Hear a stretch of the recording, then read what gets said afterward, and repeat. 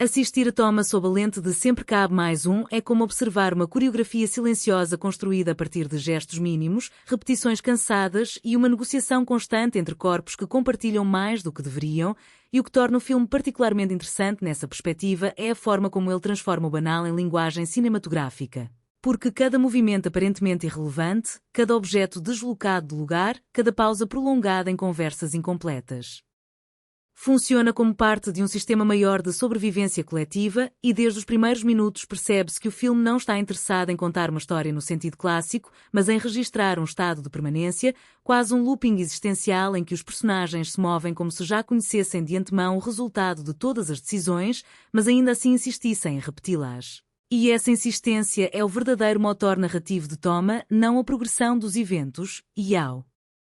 observar com atenção o desenho das cenas, nota-se que o diretor trabalha o espaço como se fosse uma partitura, onde cada entrada de um novo personagem exige um rearranjo imediato, não apenas físico, mas emocional, e esses rearranjos raramente são discutidos abertamente, eles acontecem no improviso, no olhar rápido, no corpo que se encolhe um pouco mais para dar passagem. E essa linguagem corporal constante cria um filme que se comunica tanto pelo que é visto quanto pelo que é sentido, e o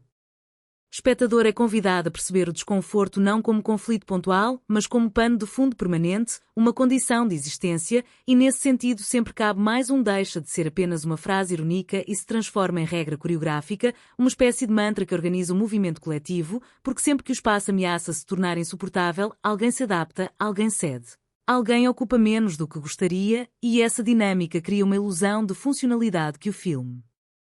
observa com olhar atento e, em certos momentos, cruelmente honesto, pois não há glamour na adaptação contínua, apenas desgaste acumulado, e o interessante é que Toma nunca trata esse desgaste como tragédia explícita, ele o apresenta como normalidade, como algo tão incorporado à rotina que deixa de ser questionado, e essa normalização é talvez o aspecto mais inquietante do filme. Porque revela o quanto somos capazes de aceitar condições limitantes desde que elas sejam compartilhadas, desde que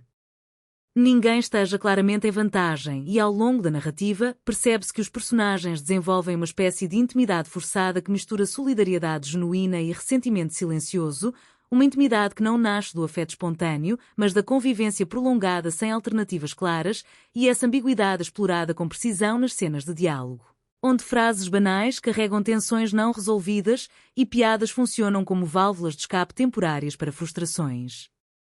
mais profundas, e como espectador e analista, chama atenção a maneira como o filme recusa momentos catárticos tradicionais, não há explosões emocionais claras, não há grandes confrontos que reorganizam a dinâmica, tudo acontece em pequenos deslocamentos quase imperceptíveis, e isso confere à obra um realismo desconcertante, porque a vida raramente oferece resoluções limpas, ela se arrasta, se ajusta, se remenda, exatamente como vemos em Toma, e quando o filme introduz novos elementos na rotina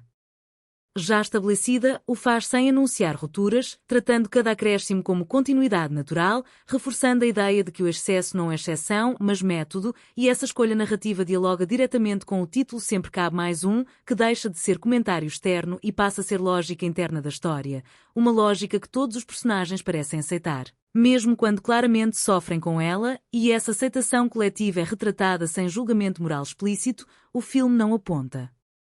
culpados, apenas observa, e essa postura observacional permite uma leitura mais ampla, quase sociológica, sobre como grupos humanos lidam com a escassez, seja ela material, espacial ou emocional, e ao longo das cenas, fica evidente que o espaço físico limitado funciona como metáfora para uma limitação maior, a dificuldade de dizer basta, de reconhecer que a adaptação tem um limite além do qual ela se torna autonegação, e essa leitura se intensifica quando percebemos que muitos personagens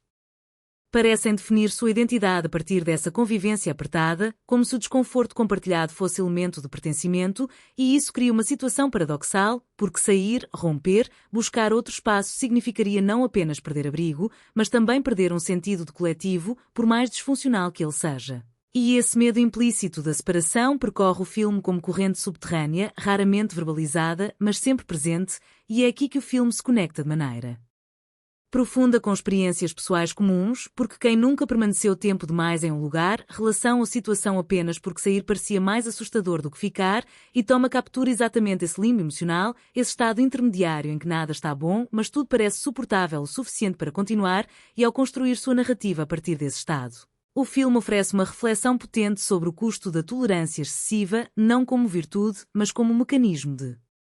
adiamento. E ao final desta parte da análise, fica claro que Sempre Cabe Mais Um funciona como retrato preciso de uma coreografia social invisível, feita de concessões constantes, silêncios estratégicos e adaptações que, embora mantenham o sistema funcionando, corroem lentamente o espaço interno de cada indivíduo, deixando no ar uma pergunta incomoda que o filme se recusa a responder de forma direta. Até quando realmente cabe mais um?